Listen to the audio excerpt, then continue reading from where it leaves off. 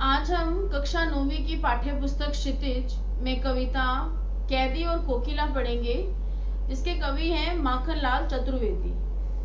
माखनलाल चतुर्वेदी का जन्म मध्य प्रदेश के होशंगाबाद जिले के बाबई गांव में सन 1889 में हुआ था। मात्र 16 वर्ष की अवस्था में वे शिक्षक बने थे और बाद में अध्यापन कार्य छोड़कर उन्होंने प्रभा पत्रिका का संपादन शुरू किया था। वे देशभक्त कवि और प्रखर पत्रकार थे। उन्होंने कर्मवीर और प्रताप का संपादन भी किया। सन 1968 में उनका देहांत हो गया था और हिमकट किरटनी, साहित्य देवता, हिम तरंगनी, वेणु, लोगूंजे धरा उनकी प्रमुख कृतियां हैं। इस कविता कैदी और कोकिला के माध्यम से कवि जो हैं उनकी एक बहुत ही लोकप्रिय कविता रही है और यह कविता भारतीय स्वाधीनता सेनानियों के साथ जेल में किए गए दुर्व्यवहार और यातनाओं का मार्मिक साक्ष्य प्रस्तुत करती है। अर्थात कि ब्रिटिश शासन के समय पर भारतीय जो स्वाधीनता सेनानी जो जेल में बंद थे उनके साथ किस प्रकार का अत्याचार किया जाता था, क्या दुर्व्यवहार किए जाते थे, उसके बारे में बखान करती है। कवि जेल में एकाकी और उदास है और कोकिल से अपने मन का दुख, असंतोष और ब्रितानी शासन के प्रति अपना आक्रोश को व्यक्त करते हुए कहता है कि यह समय मधुर गीत गाने का नहीं बल्कि मुक्ति का गीत सुनाने का है। कवि को लगता है कि कोयल भी पूरे देश को एक कारागार के रूप में देखने लगी है, इसलिए अर्धरात्रि में चीख रही है। तो अब एक कैदी जो है वो कोयल से वार्तालाप कर रहा है। कोयल की पुकार को सुनकर, कोयल की चीख को सुनकर, कोयल के संगीत को सुनकर अपने जो विचार हैं वो रख रहा है। तो उसके माध्यम से कवि जो हैं माखनलाल चतुर्वेदी इस कविता में ब्रिटिश शासन की जो अत्याचार हैं, ब्रिटिश शासन के जो व्यवहार हैं स्वाधीनता सेनानियों के प्रति, उनका वर्णन करते हैं। तो चलिए पढ़ते हैं कविता कैदी और कोकिला। कैदी और कोकिला की पंक्तियां हैं। क्या गाती हो, क्यों रह रह जाती हो, कोकिल बोलो तो क्या लाती हो, संदेश किसका है, कोकिल बोलो तो। अब इन पंक्तियों में जो कैदी है, जो जेल के अंदर बंद है, वो कोयल से कह रहा है कि हे कोयल, क्या गा रही हो तुम, क्यों रह रह जाती हो, क्यों रुक रुक कर अपने संदेश सुना रही हो, कोकिल बोलो तो। कोयल कुछ तो बताओ, कोकिल मतलब कोयल, कि कोयल कुछ तो बताओ। क्या लाती हो, संदेश किसका है, कि तुम क्या लेकर आई हो, और ये जो संदेश तुम सुना रही हो ये किसका संदेश है, किसने तुम्हें यहाँ भेजा है इस संदेश के साथ। कोकिल बोलो तो, कोयल कुछ तो बोलो। आगे वो कह रहा है कि ऊंची काली दीवारों के घेरे में, डाकू चोरों बटमारों के डेरे में, जीने को देते नहीं पेट भर खाना, मरने भी देते नहीं तड़प रह जाना। अब इन पंक्तियों में कवि बता रहा है कि ऊंची काली दीवारों के घेरे में, कि वो जिन कैद में बंद है, जिस कैद में बंद है ब्रिटिश शासन के, उस जेल का वर्णन कर रहा है कि उसकी दीवारें जो हैं वो बहुत ऊंची ऊंची और काली हैं, जिन दीवारों के बीच में वो घिरा हुआ है। डाकू चोरों बटमारों के डेरे में, बटमार होते हैं जेब कतरे, जहां पर जेब कतरे डाकू चोर रहते हैं और उन्हीं के साथ वो स्वाधीनता सेनानी भी वहां पर अपने दिन, अपने जीवन के जो समय है वो काट रहा है। जीने को देते नहीं पेट भर खाना, मरने भी देते नहीं तड़प रह जाना। अब वो अपनी व्यथा बताते हुए कह रहे हैं कि जीने के लिए यहाँ पर पेट भर खाना भी नहीं मिलता है और मरने भी नहीं दे रहे हैं यहाँ पर, क्योंकि तड़प रहा है। मतलब वो एक अपनी तड़प, अपनी आह का वर्णन जो है वो कोयल के साथ करते हुए कह रहे हैं कि यहाँ पर जीने के लिए पेट भर खाने भी नहीं मिलता है, खाने को भी नहीं मिलता है और ना ही मृत्यु मुझे प्राप्त हो रही है। जीवन पर अब दिन रात कड़ा पहरा है, शासन है या तम का प्रभाव गहरा है, हिमकर निराश कर चला रात भी काली, इस समय काली मामई जगी क्यों आली। अब कैदी जो कि जेल के अंदर बंद है वो कह रहा है कि जीवन पर अब दिन रात कड़ा पहरा है, कि उसके जीवन पर जो है ब्रिटिश शासन के सिपाहियों का पहरा लगा हुआ है। वो कह रहे हैं कि मेरे जीवन पर जो है वो कड़ा पहरा लग गया है। शासन की आलोचना कर रहा है कि शासन है या तम का प्रभाव गहरा। तम यहाँ की अंधेरा, अंधेरे को कहा जाता है, उसका पर्यायवाची है अंधेरे का तम। तो अंधेरा जो है वो यहाँ पर दुखों का प्रतीक है और अंधकार को बोला गया है ब्रिटिश शासन, जो कि ब्रिटिश शासन जो है वो अंधकार के समान है। इसलिए वो शासन की आलोचना करते हुए कह रहे हैं कि शासन है या तम का प्रभाव गहरा है, कि ये जो शासन है, ये ब्रिटिश शासन है, ये जो ब्रिटिश राज है, ये राज करने का तरीका है या कि दुख देने का तरीका है। हिमकर निराश कर चला रात भी काली, इस समय काली माँ मई जगी क्यों वाली। अब वो कह रहे हैं कि यहाँ पर, जहाँ पर बिल्कुल जो पहले तो वो शासन की आलोचना करते हुए कह रहे हैं कि ये शासन जो है वो बिल्कुल अंधकार से भरा हुआ है, यहाँ पर अंधेरे का घना प्रभाव है। अब वो कह रहे हैं इन दो पंक्तियों में कि इस काली अंधेरी रात में जहाँ दुख ही दुख है, तू भी काली है, तो बताओ इस समय पर यहाँ पर क्यों आई हो। इस प्रकार हम कहते हैं कि सफेद रंग जिस प्रकार से शांति का प्रतीक होता है, उसी प्रकार से काला रंग जो है वो कि हमारा अंधकार का और दुखों का प्रतीक होता है। तो कवि जो है वो ये कह रहा है कि इस समय पर काली अंधेरी रात है, कोयल का रंग भी जैसे काला होता है, लेकिन वो कोयल के साथ अपनी व्यथा बांट रहा है, बांटते हुए कह रहा है कि इस समय पर जहाँ अंधेरी काली रात में जहाँ दुखी दुख बिखरे हुए हैं, इस समय पर तुम यहाँ पर क्यों आई हो। क्यों हूक पड़ी वेदना बोझ वाली सी, कोकिल बोलो तो क्या लूटा, मृदुल वैभव की रखवाली सी, कोकिल बोलो तो। अब अगली पंक्ति में कवि कह रहा है क्यों हूक पड़ी वेदना बोझ वाली सी, कोकिल बोलो तो क्या लूटा। प्रश्न कर रहा है कैदी जो है वो कोयल से प्रश्न करते हुए कह रहा है कि तुम्हारी बोली सुनकर हृदय की जो पीड़ा है वो फिर से भर गई है, वो फिर से उभर आई है। जो पीड़ा उसे इस शासन के कैद में रहकर मिल रही है, वही पीड़ा जो है वो कोयल की कूकने से दोबारा से उभर कर आ गई है। यह पीड़ा जो है, यह जो व्यथा है, जो वो बहुत ही बोझ वाली है, अर्थात उसके हृदय पर बोझ दे रही है, अर्थात बहुत ही गंभीर है। क्या लूटा मृदुल वैभव की रखवाली सी, कोकिल बोलो तो। अब कवि कह रहे हैं कि ये बताओ कि किसने क्या लूट लिया। वैभव संपत्ति की रक्षा करने वाली के समान, मृदुल वैभव की रखवाली से, मृदुल मतलब जैसे हम कहते हैं ना कोमल, तो वो कह रहे हैं कि संपत्ति की रक्षा करने वाली के समान तुम हो, तो तुम बताओ कि जिसकी तुम रखवाली कर रही थी कोयल, आखिर ऐसा क्या लूटा, क्या लूट लिया यहाँ पे, कोकिल बोलो तो, कि कोयल कुछ तो बताओ। क्या हुई बावली अर्धरात्रि को चीखी, कोकिल बोलो तो, किस दावा नल की ज्वालाएं हैं दिखी, कोकिल बोलो तो। अब कवि जो है वो कोयल को कह रहा है कि तुम क्यों बावली हो गई हो, अर्थात ऐसा क्या हो गया है ए कोयल, हे बावली कोयल। अर्धरात्रि को चीखी मतलब तुम आधी रात को क्यों चीखी हो, ऐसा क्या देखा तुमने।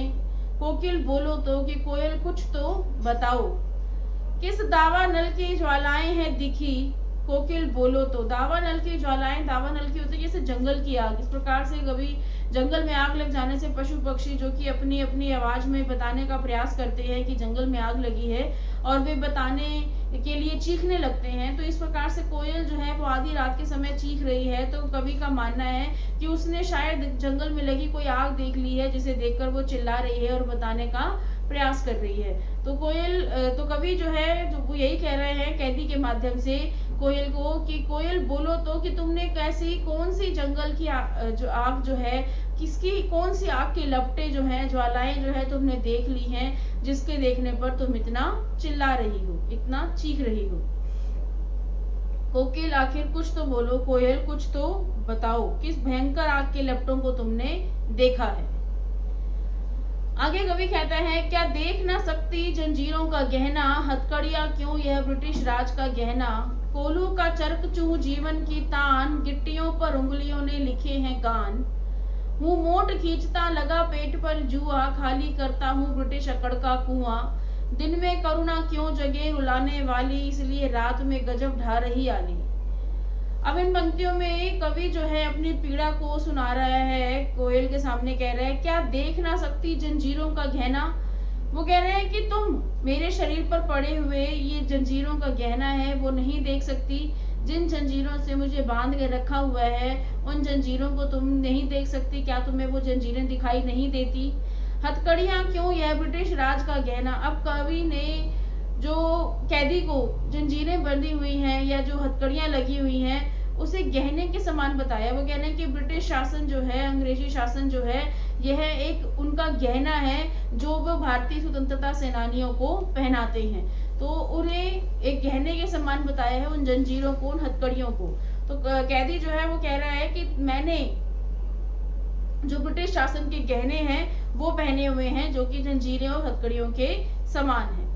कोलू का चरक चूं जीवन की तान, गिट्टियों पर उंगलियों ने लिखे हैं गान। अब वो कह रहे हैं कि कोलू चलाने के से निकलने वाली जो चरक चू की आवाज होती है, मेरे जीवन में अब केवल एक वही गीत रह गया है। वही गीत है मेरे जीवन में जिसकी आवाज मुझे दिन रात सुनाई देती है। गिट्टी पर उंगलियों ने लिखे हैं गान। अब वो कह रहे हैं कि हमारे जीवन में गिट्टी तोड़ते तोड़ते उंगलियों ने उसके ऊपर अपने गीत लिख दिए हैं, क्योंकि कैदियों से जैसे काम करवाया जाता है जेल में, पत्थर तोड़ने का, गिट्टी तोड़ने का, तो वो कह रहे हैं कि गिट्टी तोड़ते तोड़ते उंगलियों ने जो है अपने हमारे जीवन के जो गीत हैं वो पत्थरों पर लिख दिए। हूँ मोट खींचता लगा पेट पर जुआ, खाली करता हूँ ब्रिटिश अकड़ का कुआं। दिन में करुणा क्यों जगे रुलाने वाली, इसलिए रात में गजब ढा रही आली। अब कवि कह रहा है, यहाँ पर कैदी जो है वो कहता है कि जेल के कुओं में पानी खींचने वाले मोट भी पेट पर जुआ बांधकर हम ही चलाते हैं। जिनसे पानी खींचा जाता है वो भी पेट पर जुआ बांधकर हम ही चलाते हैं।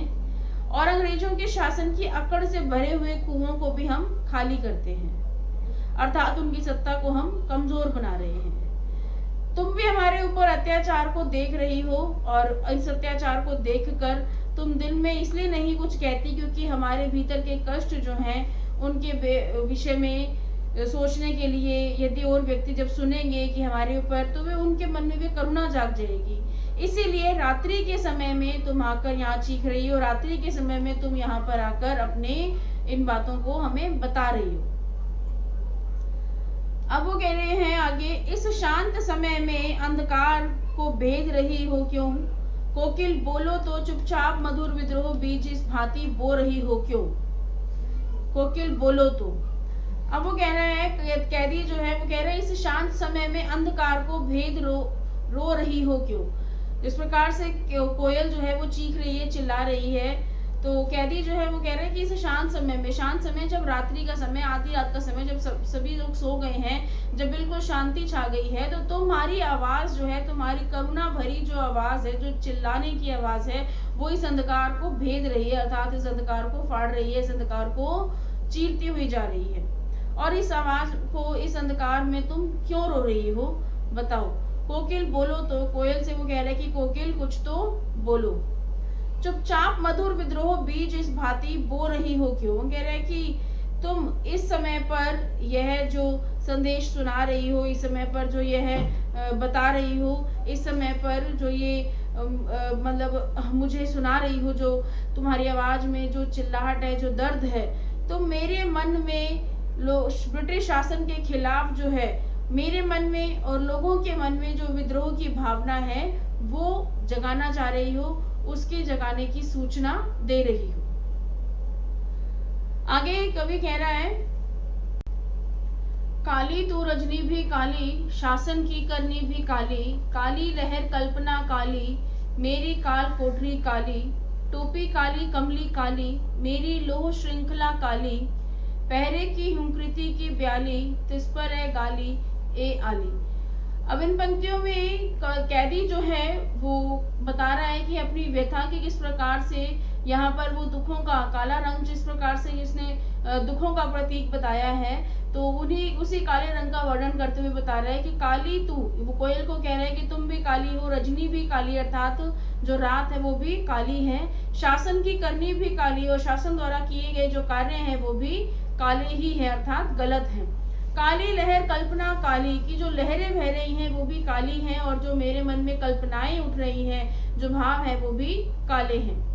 मेरी काल कोठरी काली, जिस जेल में मैं बंद हूँ, जिस कैद में मैं कैद हूँ, जिस जेल में, वो भी काले ही रंग का है। टोपी काली, और ब्रिटिश शासन के जो सिपाही हैं उनके द्वारा पहनी गई टोपी जो है वो भी काली है। कमली काली, और जो कंबल दिया गया है, छोटा कंबल जो कैदियों को दिया गया है, वो भी काले ही रंग का है। मेरी लोह श्रृंखला काली, और जो लोहे की सलाखें हैं वो भी काली ही हैं। पहरे की हुंकृति की ब्याली, तिस पर है गाली ये आली। अब वो कह रहे हैं कि यहाँ पर जहाँ सब कुछ काला ही है, जो लोह श्रृंखला काली है, कंबल काले हैं, टोपी काली है, मन के जो विचार हैं वो भी अब काले ही हैं, अर्थात उनमें भी दुख समाया हुआ है, उनमें भी अंधकार छाया हुआ है। इस काले संकट सागर पर मरने की मधमाती, कोकिल बोलो तो अपने चमकीले गीतों को, क्यों कर होते राती, कोकिल बोलो तो। अब वो कह रहे हैं कि ये काला परिवेश, अर्थात जहाँ पर सब कुछ पूरा परिवेश जो है वो अमानवीय है, वातावरण जो है वो अमानवीय है, वहां पर जहाँ पर हमारे प्राणों की भी रक्षा करने वाला कोई नहीं है, अर्थात प्राण भी जा सकते हैं, उस गहरे संकट पर, उस गहरे संकट में किस प्रकार से, जहाँ पर इतना शासन जो है वो इतना क्रूर और निर्दयी है, वहाँ किस प्रकार से तुम अपने चमकीले गीतों को संघर्ष का गीत बनाकर सुना रही हो, किस प्रकार से तुम यहाँ पर अपने संघर्ष के गीतों को गा रही हो, कोकिल बताओ वैसे तुम कैसे कर लेती हो। आगे वो कह रहे हैं, तुझे मिली हरियाली डाली, मुझे नसीब कोठरी काली, तेरा नभ भर में संचार, मेरा 10 फुट का संसार। तेरे गीत कहावे वहां रोना भी है मुझे गुनाह, देख विषमता तेरी मेरी बजा रही तिस पर रणभेरी। अब यहाँ पर कैदी जो है वो कोयल के साथ अपनी तुलना करता है, तुलना करते हुए वो कह रहा है कि तुझे मिली हरियाली डाली, एक तरह से उसके मन में ईर्ष्या और जलन का भाव आ जाता है। वो कह रहा है कि तुम्हें, अर्थात कोयल को वो कह रहा है कि तुम्हें मिली हरियाली डाली, अर्थात तुम तो पेड़ों की डालियों पर रहकर अपना जीवन सुकून से जी रही हो, मुझे नसीब कोठरी काली, और मेरा जीवन जो है इस काल कोठरी में ही बंद होकर, कैद होकर रह गया है।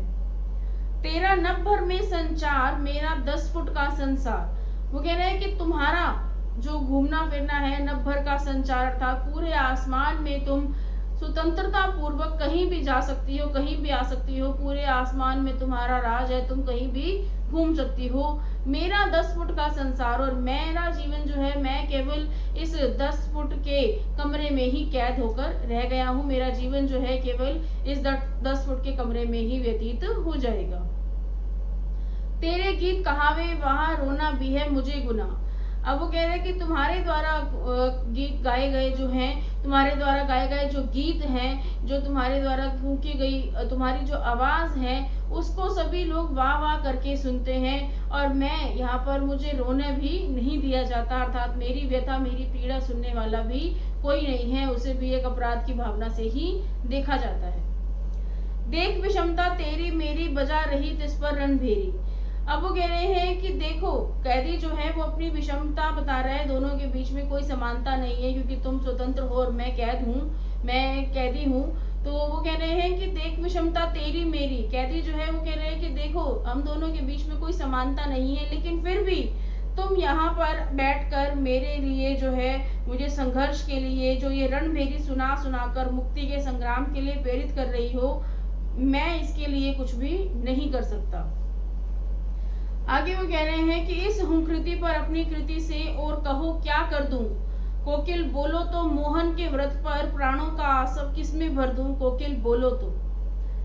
अब कैदी जो है वो कह रहा है कि इस हुंकृति पर अपनी कृति से और कहो क्या कर दूं, इस हुंकृति पर कि जो तुम्हारी हुंकार है, इसके बदले मैं बताओ अपनी ऐसी कौन सी रचना दूं, ऐसी और बताओ मैं क्या कर सकता हूँ इस कृति से, अपनी रचना के माध्यम से, और क्या करूं। कोकिल बोलो तो मोहन के व्रत पर, मोहन यहाँ पर आया है मोहनदास करमचंद गांधी अर्थात महात्मा गांधी, उनके लिए। तो कह रहे हैं कि मोहन के व्रत पर प्राणों का आसव किसमें भर दूं, आसव मतलब होता है रस, कि मोहन के व्रत पर, कि तुम बताओ कोयल कि गांधी के जो देश के स्वतंत्रता के व्रत की रक्षा के लिए अपने प्राणों का आसव जो है, अपने प्राणों का रस जो है मैं किस में डालूं, अर्थात मैं अपने प्राण त्यागने को भी तैयार हूँ, अपने प्राणों को न्यौछावर करने के लिए तैयार हूँ, और अपने प्राणों का रस बताओ मैं किस में डालूं जिससे कि उसे जीवन प्राप्त हो सके और वो इस स्वतंत्रता की लड़ाई को लड़ सके। कोकिल बोलो तो कोयल कुछ तो बताओ। तो इस पूरी कविता में कैदी जो है वो कोयल से वार्तालाप करके अपनी पीड़ा व्यतीत कर रहा है, अपनी पीड़ा जो है वो व्यक्त कर रहा है, अपनी पीड़ा को बता रहा है, और ये भी बता रहा है कि किस प्रकार से ब्रिटिश शासन जो है वो किस प्रकार से कैदियों पर, स्वतंत्रता सेनानियों पर अत्याचार करती है। तो चलिए बढ़ते हैं अगले इसके प्रश्न जो है, प्रश्न अभ्यास में सबसे पहला प्रश्न है, कोयल की कूक सुनकर कवि की क्या प्रतिक्रिया थी। तो कोयल की कूक सुनकर कवि को लगा कि जैसे वे किसी का संदेश लेकर आई है, इसलिए कवि उससे कहता है कि तुम क्यों चुप हो जाती हो, क्यों रुक जाती हो, कोयल स्पष्ट करो। अगला प्रश्न है हमारा, कवि ने कोकिल के बोलने के किन कारणों की संभावना जताई है। तो कवि ने संभावना जताई है कि कोयल शायद कोई संदेश लेकर आई हो, या उसने किसी जंगल में या किसी दावानल की ज्वालाएं देख ली हो, या वो मधुर विद्रोह बीज बोने के लिए बोल रही है, या फिर वह इस अंग्रेजी शासन से मुक्ति के लिए रणभेरी बजा रही है। तो ये सब संभावनाएं जताई गई हैं।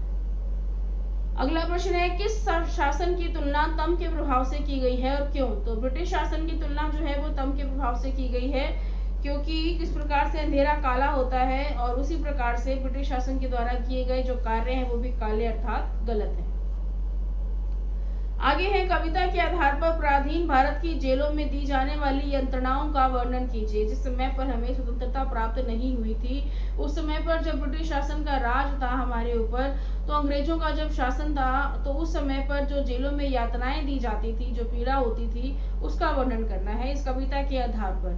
तो इस कविता के आधार पर हम बता सकते हैं कि पराधीन भारत की जेलों में भारतीय स्वतंत्रता सेनानियों को अनेक कष्ट दिए जाते थे, अनेक कष्ट सहने पड़ते थे। उन्हें सामान्य रूप से अवांछनीय तत्वों के साथ रखा जाता था, पेट भर खाना नहीं दिया जाता था, कठिन श्रम से उनसे मोट खिंचवाया जाता था, कोलू चलवाया जाता था, गिट्टियां तुड़वाई जाती थी और किसी से मिलने जुलने तक की इजाजत उन्हें नहीं दी जाती थी। अगला प्रश्न है, अर्धरात्रि में कोयल की चीख से कवि को क्या अंदेशा होता है। तो अर्धरात्रि में जब कोयल की चीख जो है, कवि को विद्रोह के बीज बोने की आशंका लगती है। वो ऐसा लगता है कि विद्रोह के जो बीज हैं कोयल यहाँ पर बो रही है। अगला प्रश्न है, कवि को कोयल से ईर्ष्या क्यों होती है। कवि को एक पद्यांश में हमने पढ़ा था कि कवि जो है वो कोयल से ईर्ष्या करने लगता है।